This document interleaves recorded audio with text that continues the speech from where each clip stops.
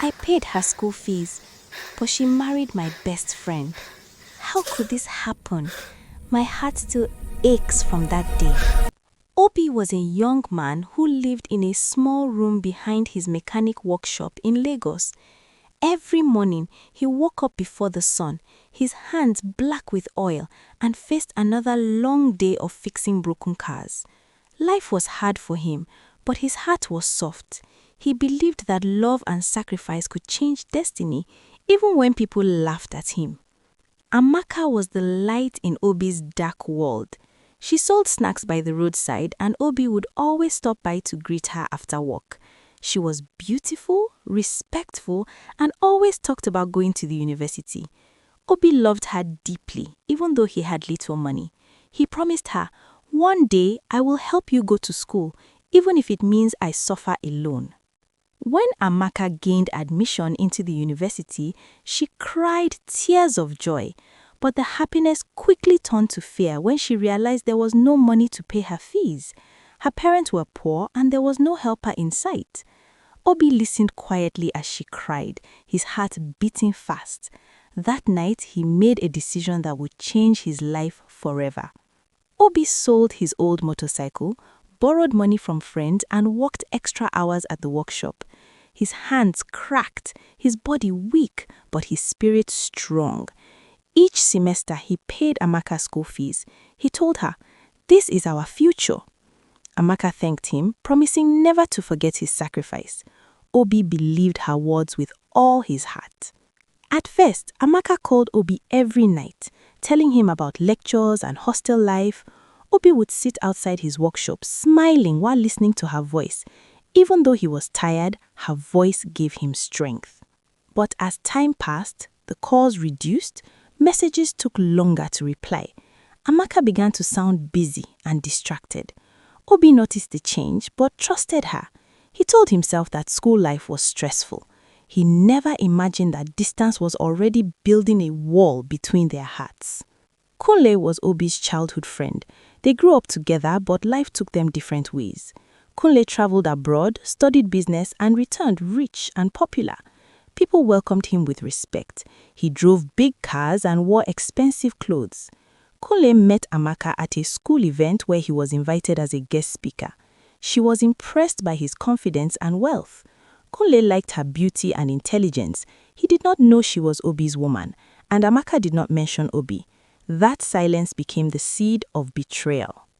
Amaka began to enjoy the attention Kunle gave her. He took her to restaurants she had only seen on TV. He bought her phones and clothes. Slowly, she began to feel ashamed of Obi's simple life. She stopped taking his calls and replied with cold messages. Obi noticed the change clearly now. He felt pain, but he still sent her money for school. Mama Obi warned him, "My son, love that eats alone is dangerous." But Obi refused to listen. He believed love must endure pain. One evening, Obi saw pictures online. Amaka was smiling beside Kunle at a luxury event. His heart stopped. He zoomed in, hoping he was wrong. The smiles were too close, too comfortable. Obi could not sleep that night. The next day, he traveled to Amaka's school with his little savings. When he saw her holding Kunle's hand, his world shattered. Kunle looked shocked, but Amaka looked calm. That calmness hurt Obi more than anger would have.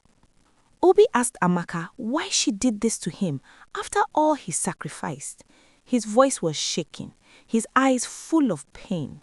People gathered, but he did not care. He wanted answers.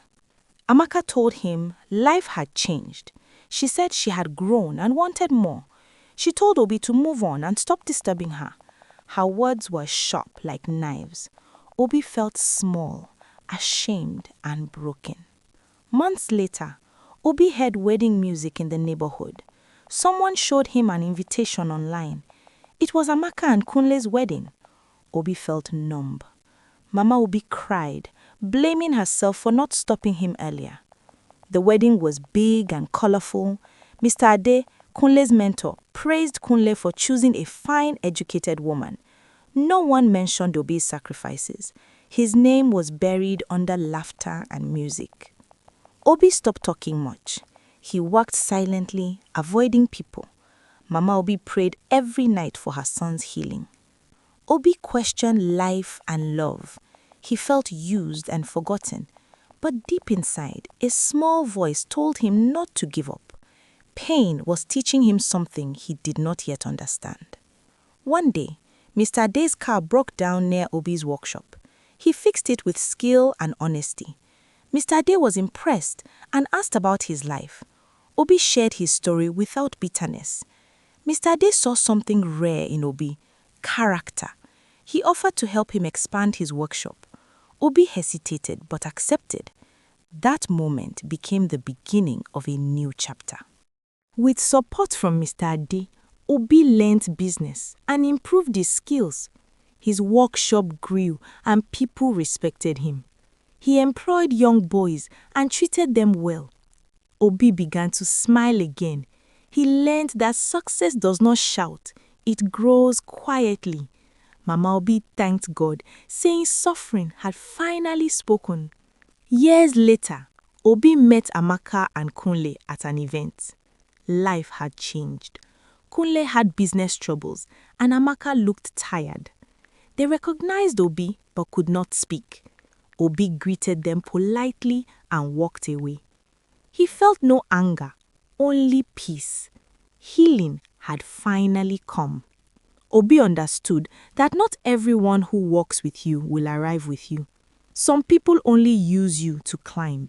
He also learned that true love respects sacrifice. Betrayal may win for a season, but truth always waits. Mama Obi watched her son succeed and smiled. She reminded him never to harden his heart. Obi promised to always help wisely. Their home was filled with peace again. Obi's story became a lesson in the community. Love without gratitude is dangerous. Sacrifice without wisdom is painful. And as the elders say, the hand that lifts another must not forget to protect itself.